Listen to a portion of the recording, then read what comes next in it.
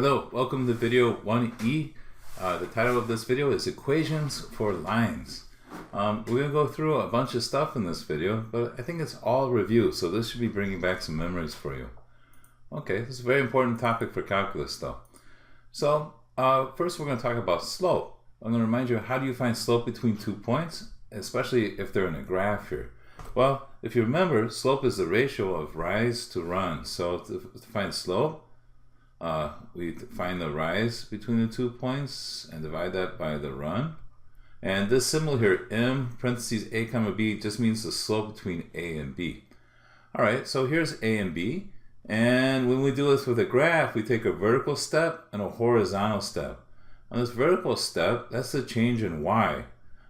We go up 1, 2, 3, 4, 5. So the y coordinate changes by 5. Down here, point A was -3. And the y value for point B is 2, and the difference is 5. Then to find the run, that's this distance here. We have 2 squares, so that counts as 2 line segments here. So x increased by 2. The x coordinate here is 1. The x coordinate of B is 3. The difference is 2. So if we go up, it's positive. If we go right, that's a positive change. So when we divide the rise by the run, we get 5 halves. Okay. Let's do it between C and D. So here, the run is this way. So we go 1, 2, 3, 4, 5, 6. The run is 6. And we're going down. So that's a negative change in the y coordinate. We went down 1. So the rise is -1. So if we take the ratio of rise to 1, that'd be -1 over 6. Okay, let's do E and F. All right, so we're going to take a step down and a step to the right. So this is going to be negative here. Y is decreasing as we go down. 1, 2, 3, 4, 5, 6. So the rise is -6. The run is 2. So the slope is -6 over 2. And if we reduce that, that's just -3. Okay. Now, if you recall, we don't need a graph. We can just use the slope formula. Okay, so I know you've seen this before also, just kind of reminding you here. So down here is the slope formula. When we subtract the y coordinates, that gives us the rise. When we subtract the x coordinates, that gives us a run. So this is a formula for what we were doing in the graph. Okay, so m equals y2 minus y1. Remember, you subtract the y coordinates, 4 minus a -2, and then you subtract the x coordinates, 9 minus 5. Okay, so we get 6 over 4, which is equal to 3 halves. All right, let's try this one. So remember, this is x1, y1. x1, y1, remember, refer to the coordinates of the first point. x2 and y2 refer to the coordinates of the second point. So for slope, we got -6 minus 14 over 10 minus 10. And if I simplify numerator and denominator, this is -20 over 0, but we have a little problem. When you divide by 0, actually you can't divide by 0. This doesn't represent a number at all. So if you tried it on a calculator, it would say error. So in this case, the slope is undefined. So remember, sometimes, especially if, actually exactly when 2 points lie above each other on a vertical line, the slope between them is undefined. It's not 0, it doesn't exist. Alright, now I want to remind you of something else here. Slope is an invariant for lines. So what does that mean? It means that any 2 points you choose on a line to compute the slope, you get the same thing. Something is an invariant if it doesn't change. Alright, so any 2 points I pick on this line, when I calculate slope, should reduce to the same number. So I have 2 slope triangles. I have the orange one here. The run is 3. The rise is 2. So the slope is 2 over 3 when I use that triangle. If I use these 2 points, well, let's see what I have. The rise is 4. And the run is 6, which seems different. But if I reduce it, it's 2/3 again. So that's why slope is very important for linear patterns. No matter which 2 points I pick, slope is going to end up being the same. Now, I want to say why. It's because these are similar triangles. This triangle right here, this right there, is similar to this triangle. Remember, similar figures have the same shape but different sizes. And the fact is that their sides have the same ratio. Like here, I have two similar triangles here. They're different sizes, but they're the same shape. And if I take the ratio of sides AB to AC in this first triangle, that ratio is going to be the same as in the bigger triangle. If I take the ratio of XY to XZ, we would have the same ratio. So the reason why slope is an invariant is because any slope triangle we use is similar to every other slope triangle. So the ratio of rise to run, this side to this side, is going to be the same for every triangle. Okay, so it's good old geometry is why slope is the same between any 2 points. Okay, so here we go. Now, next thing we want to talk about is this basic pattern for the line. So this is probably old news also. Y equals mx plus b. So if we want to write an equation for a line, this form tells me that all we need is the slope and we need the y-intercept. If we know the slope of the y-intercept, we can just substitute into this equation. So if you take a look at this, the y-intercept is 0, 3.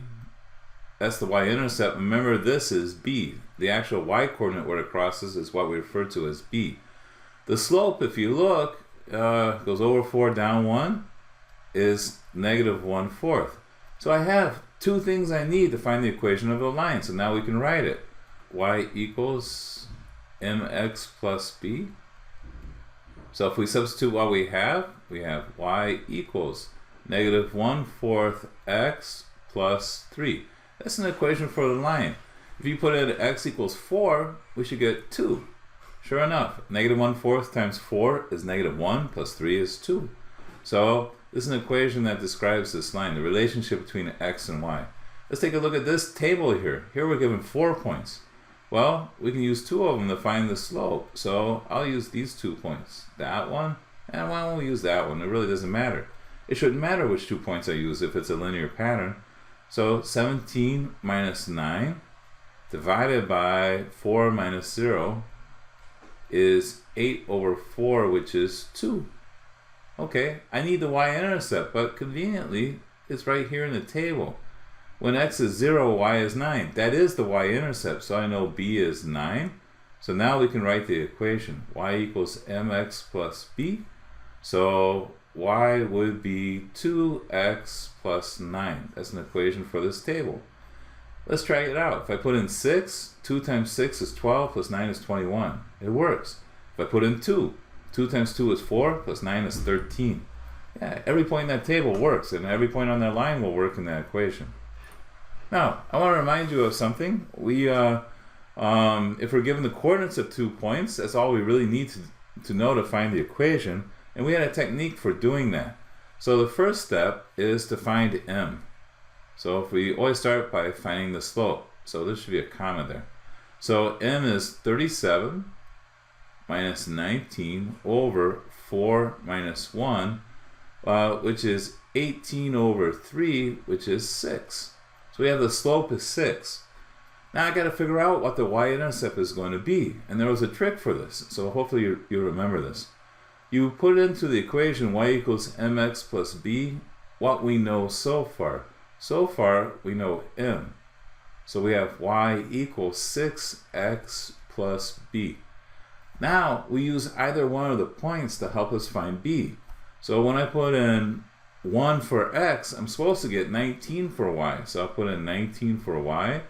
I'll put in 1 for x. And I get an equation just involving b. That's how we can solve for it.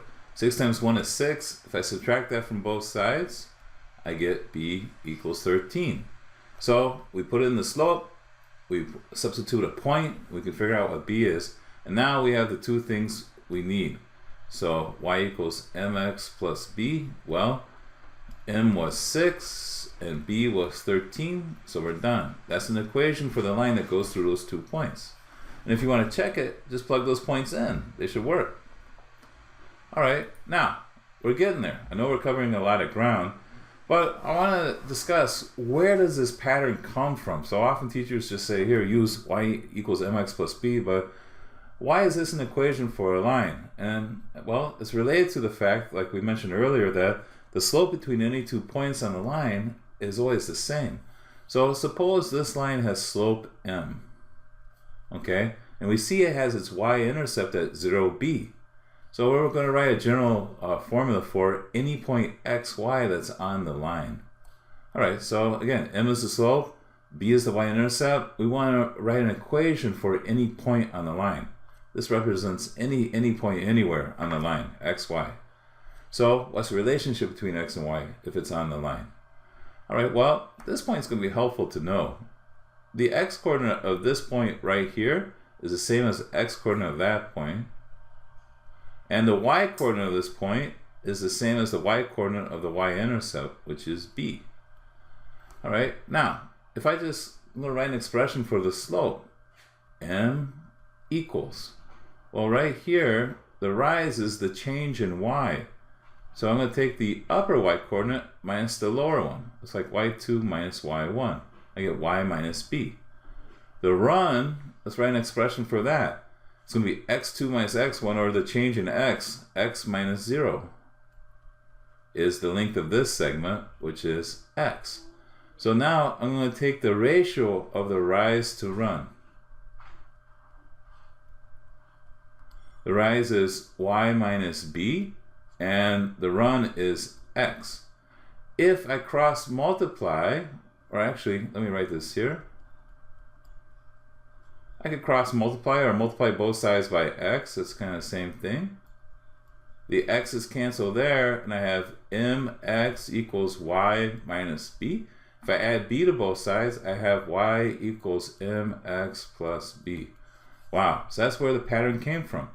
I can just write an expression for the slope in this figure, and bam, there's the slope-intercept form. Okay, I want to finish in a minute or two here, so let's go on to kind of the last topic I want to talk about. Last topic I want to talk about may be new to you. It's called point-slope form. It's for writing an equation for a line when you know the slope and a point on the line. The x1, y1 here, that's the given point, the coordinates of the given point. So let's do an example. Suppose we want the equation of a line with slope 4/3 and goes through this point. This would be what we're referring to as x1 and y1, the point we know. So we just plug x1, y1 in where those go, and we substitute 4/3 for the slope, and we have an equation. So y minus y1, so it's y minus a -3 equals the slope times x minus the x-coordinate of the given point. And actually, we're kind of done. That's an equation for the line. Usually we clean it up a little bit. So this would be y plus 3 equals 4/3 x minus 8. If I subtract 3 from both sides, I have y equals 4/3 x minus 11. Actually, I put it in slope-intercept form is what I did, so I just kind of solved for y. But this is a valid equation here, and like I said, we clean it up. Now, it happens a lot in calculus where we have a point in the slope when we want an equation of a line. We'll see how that comes out. But that's why we're reviewing this. Let's try this one real quick. So y minus y1 would be y minus 7. This is x1, y1. Equals the slope, 3 times x minus x1, x minus a -10. All right, I'm going to clean it up a little bit. Y minus 7 equals 3x, that's plus 10. Times 3 would be plus 30. Add 7 to both sides, we got 3x plus 37. Done. Very nice. All right, now, these situations are also good for point-slope form.